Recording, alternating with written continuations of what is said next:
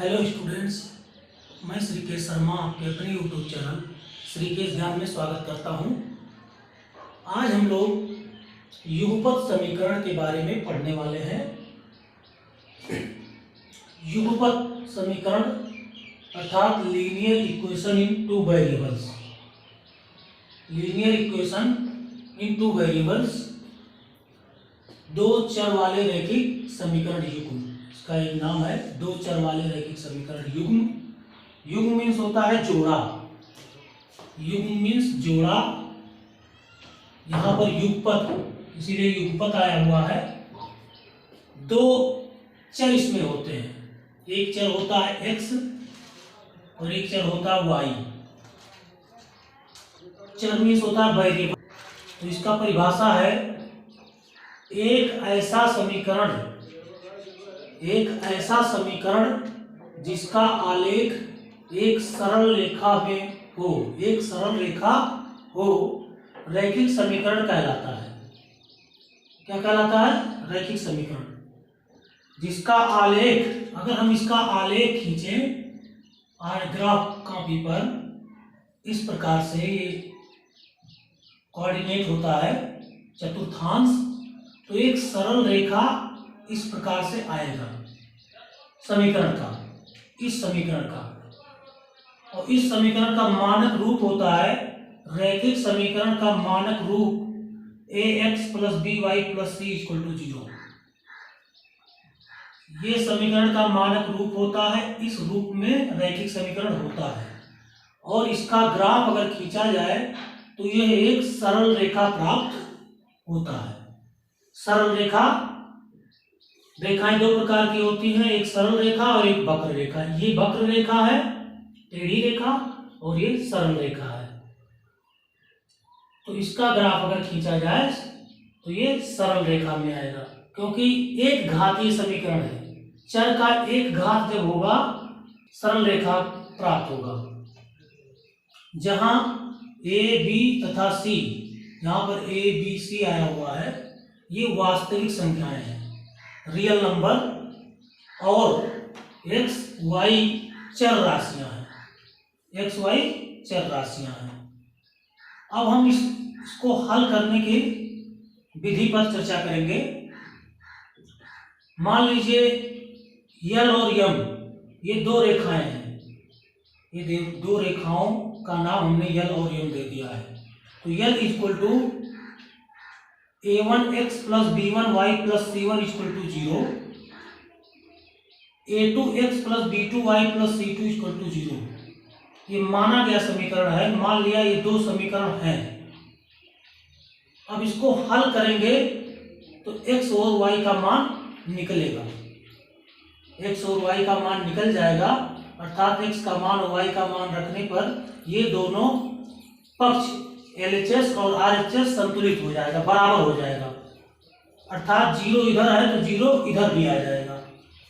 हम उसे कहते हैं जिसका मान इसमें रखने पर दोनों का मान समान आ जाए। जिस प्रकार एक तराजू होता है, तो तराजू के इधर उधर बैलेंस करते हैं। मान लीजिए इधर 5 kg है, इधर 2 kg है, तो हमें इधर 3 kg और रखना पड़ेगा, तब जाकर के ये बराबर आएगा, संतुलित हो जाएगा। इसी प्रकार समीकरण भी संतुलित करने के लिए x और y का मान रखना पड़ता है। तो चलिए हल करने की। नंबर 1 है, जब रेखाएं L और M एक दूसरे को काटती हैं, जब ये दोनों रेखाएं एक दूसरे को काटती हैं, तो समीकरण 1 और 2, ये समीकरण 1 और समीकरण 2, निकाय का हल अद्वितीय होगा। क्या होगा? अद्वितीय होगा। जब ये दो रेखाएं इस प्रकार से काटती हैं, इस प्रकार से काटती हैं, तो ये जो है अद्वितीय हल होगा, यानी इसका एक हल होगा। दूसरा है, जब रेखाएं L और M समांतर हों, क्या हो? समांतर हों, तो समीकरण 1 और 2 का कोई हल नहीं होगा। कोई हल नहीं होगा, अर्थात इसमें a1/a2 equal to B1 by B2 is not equal C1 by C2। इसमें हम तीनों का अनुपात निकाल लेंगे, A1 by A2, B1 by B2, C1 by C2। अगर ये दोनों बराबर है, तीसरा बराबर नहीं है, तो इसका कोई हल नहीं होगा और इसको असंगत कहते हैं, असंगत हल। पहले वाले को संगत हल, इसमें A1 by A2 is not equal B1 by B2। अगर ये दोनों बराबर नहीं है तो ये अद्वितीय हल होगा। तीसरा, जब रेखाएं L और M समपाती हो, समपाती मीन्स एक ही लाइन पर हो, इस प्रकार से एक ही लाइन पर हो, दोनों रेखाओं का एक ही लाइन पर अर्थात सर्वांगसम हो, पूरी पूरी ढकी हो, तब ये समपाती कहलाती है। तो समीकरण 1 और 2 के अनंत हल होंगे। कौन से हल होंगे? अनंत हल होंगे। अर्थात A1 by A2 equal to B1 by B2 equal to C1 by C2। यदि तीनों बराबर हैं, इसमें A1 by A2, B1 by B2, C1 by C2, तब ये कौन सा हल होगा? अनेक हल होंगे समीकरण के। कौन से समीकरण के?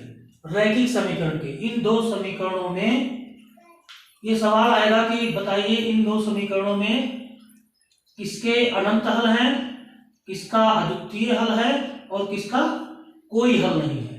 तो हम सबसे पहले क्या करेंगे? A1 by A2 equal to B1 by B2 निकालेंगे। यदि दोनों बराबर आ जाता है तो तीसरा भी निकालेंगे। तीसरा अगर बराबर नहीं आता है तब ये हो जाएगा कोई हल नहीं होगा। क्या होगा? कोई हल नहीं होगा। अगर दोनों बराबर नहीं आता है पहले ही A1 by A2, B1 by B2, तब ये हो जाएगा अद्वितीय हल और इसका ग्राफ रेखाएं एक दूसरे को काटेंगी। यहाँ पर हल हो जाएगा, एक्स वाई का मान निकल के हल हो जाएगा और इसका हल जो होगा उसे हम संगत हल कहेंगे। संगत असंगत भी पूछता है, तो ये वाले में संगत होगा और ये वाले में, समांतर वाले में असंगत होगा, अनंत वाले में असंगत होगा। ये याद रखिए।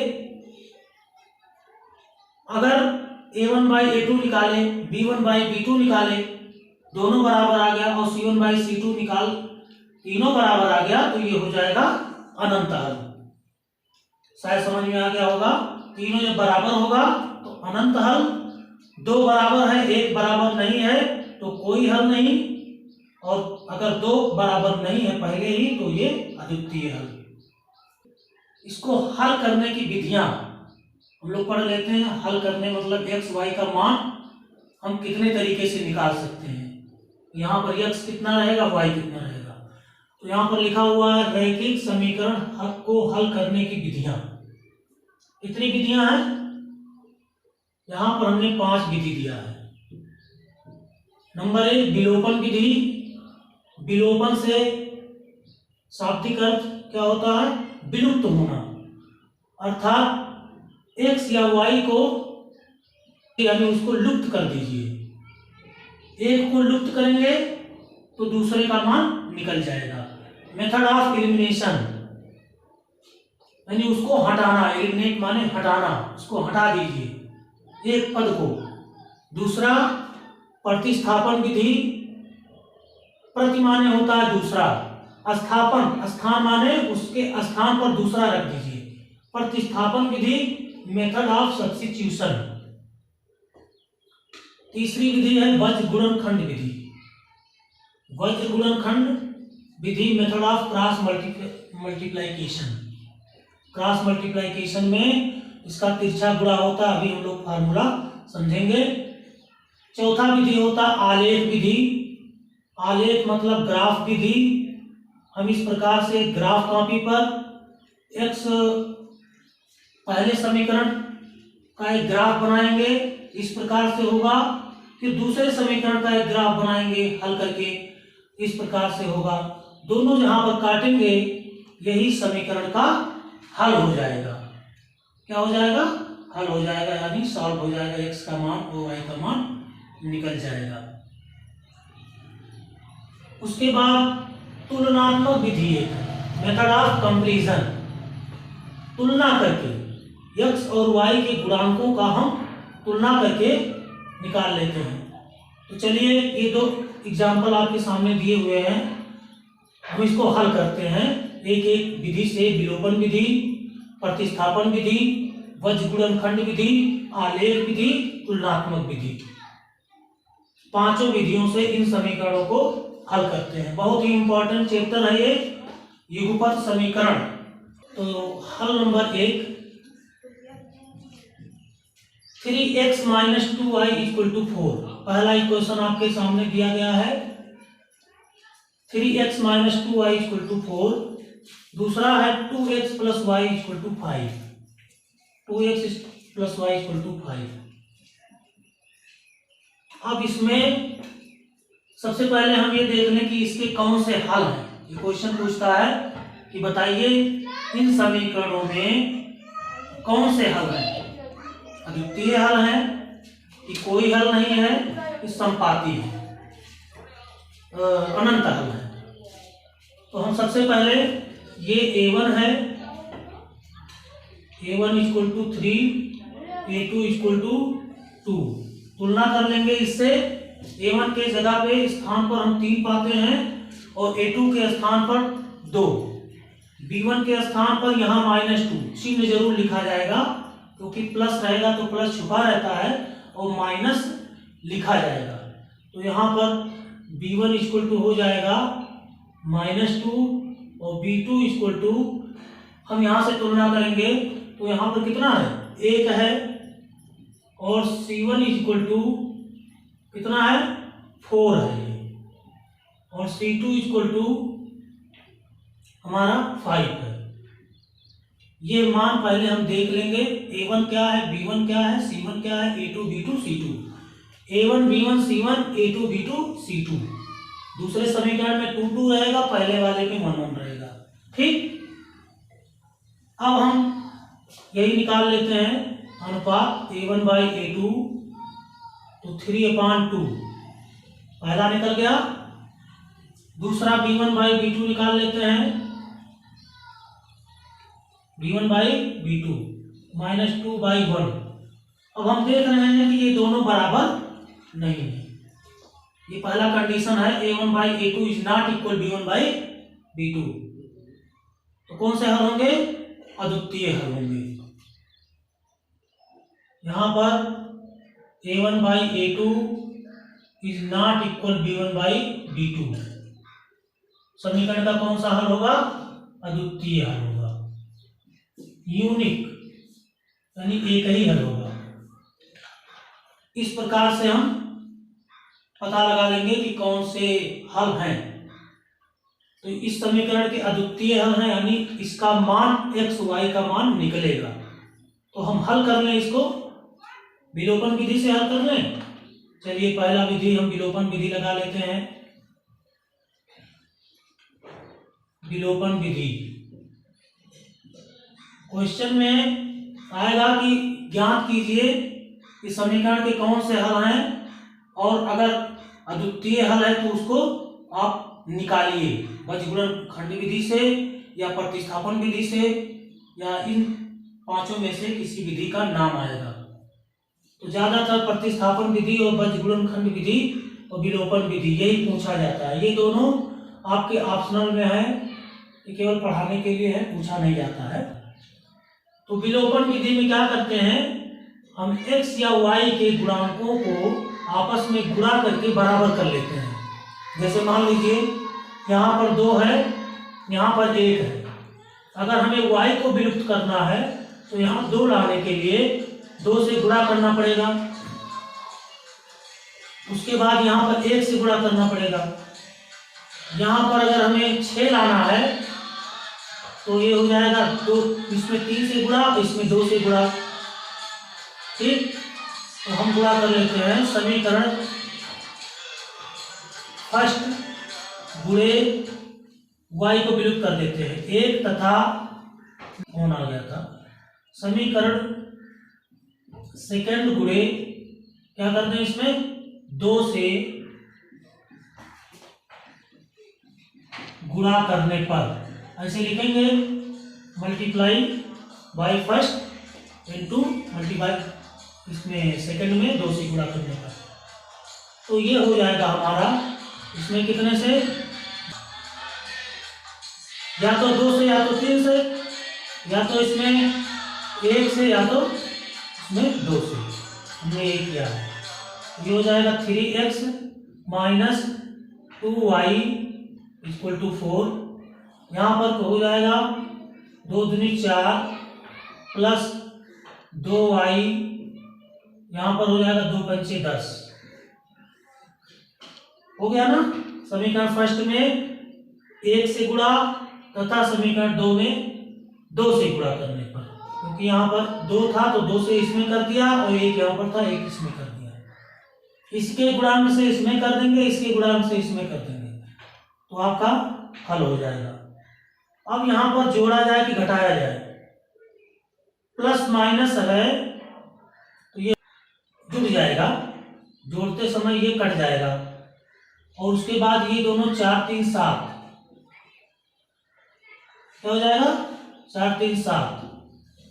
वैसे यहाँ पर घटता ही है, समान चिन्ह रहेंगे तो जुड़ जाएगा और विपरीत चिन्ह रहेंगे तो घट जाएगा। लेकिन अब यहाँ पर समान चिन्ह है तो ये जुड़ गया है, यहाँ पर विपरीत चिन्ह है तो घट गया है।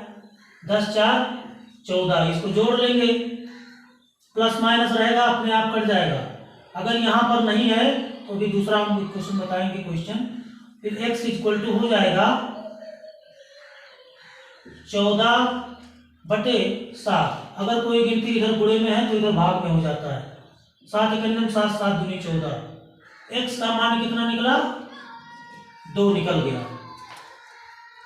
x का मान 2 निकल गया। अब y का मान कितना रखा जाए कि इसके बराबर आ जाए, तो चलिए x का मान हम समीकरण फर्स्ट में या सेकंड में रख लेते हैं। चाहे इसमें रखिए चाहे इसमें रखिए चाहे इसमें रखिए, हमारा समीकरण वही है, क्योंकि 2 से गुणा करने पर समीकरण का मान वही है। तो x का मान क्या लिखा जाए, x का मान समीकरण फर्स्ट में रखने पर, जब x का मान निकल जाएगा तो इसका मान समीकरण फर्स्ट में रख देंगे। 3x minus 2y equal to 4। 3 into X के जगह पे कितना निकला हुआ है 2 माइनस 2y इक्वल टू 4। अब यहां से पक्षांतर करके एक पक्ष से दूसरे पक्ष में 2y है इधर, इसको लेफ्ट हैंड साइड में, और 4 माइनस 3 दूनी हो जाएगा 6 इधर चला जाएगा तो प्लस से माइनस हो जाएगा। 2y इक्वल टू 6 में से 4 चला जाएगा, विपरीत चिन्ह है ना, तो क्या हो जाएगा प्लस माइनस घट जाएगा तो -2 आएगा। 6 में से 4 जाएगा, 6 के सामने 2, 6 के सामने माइनस है इसलिए माइनस आ जाएगा। तो माइनस से minus cancel, y equal to 2/2 कर लेंगे। यहाँ पे गुणे में है तो भाग में हो जाएगा। y का मान यहाँ कितना निकल गया 1 निकल गया। अब x का मान y का मान आपका हल हो गया। उत्तर की जांच करना है तो उत्तर की जांच कर लीजिए कि हमारा सही है कि नहीं सही है। तो देखिए यहाँ 3 है, हम जांच कर लें इसको। 3x minus 2y equal to 4, देखते आता है कि नहीं, आंसर सही है कि नहीं। 3 इंटू एक्स के जगह पे 2 हो जाएगा, -2 इंटू वाई के जगह पे 1 रख दें तो ये हो जाएगा हमारा 2 या 6 माइनस 2 2 बराबर 4। 6 में से 2 गया 4, 4 बराबर 4, अर्थात ये हमारा आंसर सही है। क्योंकि जब हम एक्स वाई का मान इसमें रखते हैं तो दोनों पक्ष हमारे बराबर आ जाते हैं, ये हल सही है। तो ये इसके बाद हम लोग प्रतिस्थापन विधि को हल कर लेते हैं बाय सब्स्टिट्यूशन मेथड। तो प्रतिस्थापन विधि में क्या होता है, यहां से x या y का मान चर के रूप में ला करके इसमें हम रखते हैं। यहाँ पे लिखेंगे समीकरण फर्स्ट से हम पहले मान निकाल लेंगे। ये हो जाएगा 3x इक्वल टू 4 + 2y। कितना हो गया, इधर माइनस था इधर प्लस हो गया। x equal to 4 + 2y/3। यहां से x का मान निकाल लिया गया। कितना आया, चर के रूप में 4 + 2y/3। अब ये x का मान समीकरण दूसरे वाले में, सेकंड समीकरण में रख देंगे जहां पर x है। तो यहां लिखेंगे कि x का मान समीकरण सेकंड में रखने पर, समीकरण सेकंड क्या है आपका, 2x + y = 5। 2x + y = 5। x की जगह पे क्या निकला हुआ है, 4 + 2y/3। कहाँ रखें, यहाँ रख दें 4 + 2y/3। x की जगह पे हमने रख दिया, प्लस y आपके समीकरण में पहले से है = 5। तो गुणा कैसे होता है, ऊपर का गुणा ऊपर, नीचे का गुणा नीचे। यहाँ पर बटे 1 है, ऊपर का गुणा कर लेंगे तो 2 चौक 8 प्लस 2 दूनी 4 y/3। 3 एकम 3 प्लस y = 5। इसमें क्या करें, एलसीएम ले लें। 3 और 1 का एलसीएम 3 आएगा। क्रॉस मल्टीप्लाई कर लेते हैं एलसीएम में, क्योंकि यहाँ पर 8 है, ये 4y है, तो ये दोनों जुड़ेगा नहीं। ये चर है और ये अचर है, ये कांस्टेंट है, ये वेरिएबल है, ये जुड़ेगा नहीं। अगर यहाँ 8y होता तो 8 4 12y दोनों जुड़ जाता। तो ये हो जाएगा आपका 8 + 4y और प्लस ये हो जाएगा 3y, गुणा करके 3y पूरा एलसीएम में। हम यहाँ पर प्लस लगा लेंगे बराबर 5। इधर का गुणा इधर हो गया, इधर का इधर हो गया। अब यहाँ जुड़ जाएगा 4y 3y, क्या हो जाएगा 7y, दोनों जुड़ करके y 7y/3 = 5। उसके बाद फिर क्रॉस मल्टीप्लाई करेंगे, क्योंकि 8 में 7 जुड़ेगा नहीं। क्रॉस मल्टीप्लाई करेंगे तो ये हो जाएगा 8 एकम 8 प्लस 7 एकम 7 = 3 × 5 = 15। समीकरण बन गया। y को एक तरफ कर लीजिए, 7y = 15 - 8। 7y = 15 में से 8 चला जाएगा, कितना आएगा 7। y = 7/7। कट करके कितना आ जाएगा, y का मान आ गया 1। यहां से भी 1 आया था, यहां से भी 1 आ गया। तो ये था आपका प्रतिस्थापन विधि। अब हम एक y का मान समीकरण इसमें रख देंगे,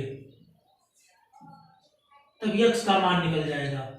y का मान समीकरण फर्स्ट में रखने पर, ठीक, समीकरण फर्स्ट में रखने पर x = 4 + 2y/3।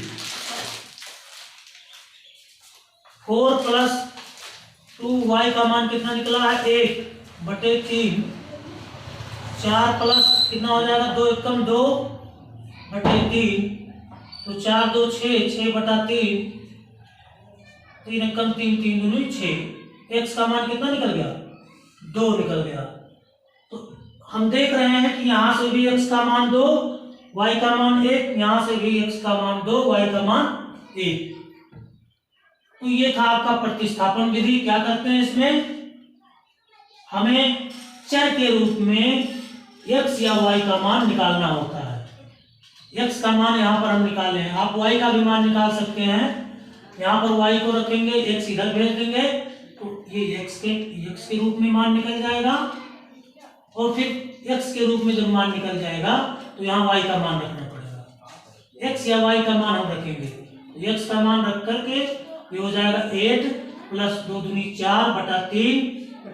उसके बाद y इक्वल टू 5, तिरछा गुणा करके आ गया है 8 + 4 3 7 बराबर 5। फिर तिरछा गुणा करके क्रॉस मल्टीप्लाई, ये हो जाएगा 8 + 7y equal to 15, 7y equal to 15 में से 8 चला जाएगा 7 बचेगा, ये मल्टीप्लाई में है, ये डिवाइड में हो जाएगा, तो y का मान 1 निकल गया। अब y का मान यहाँ रखना पड़ेगा जो आप हल निकाले हुए हैं, यहाँ पर रखेंगे तो 4 + 2y बटा 3, ये हो जाएगा 2 गुणे y का मान कितना रखा 1, फिर इसको गुणा भाग किया, यानी 4 प्लस यहाँ गुणा है तो गुणा करेंगे, 4 2 6 हो जाएगा, 6 में 3 से भाग लगाएंगे 2 आएगा। यही समीकरण के हल होंगे, लिख देंगे नीचे, अतः समीकरण के हल x बराबर 2 y बराबर 1 है, ये जरूर लिखेंगे। तो इस प्रकार से क्वेश्चन हल होते हैं।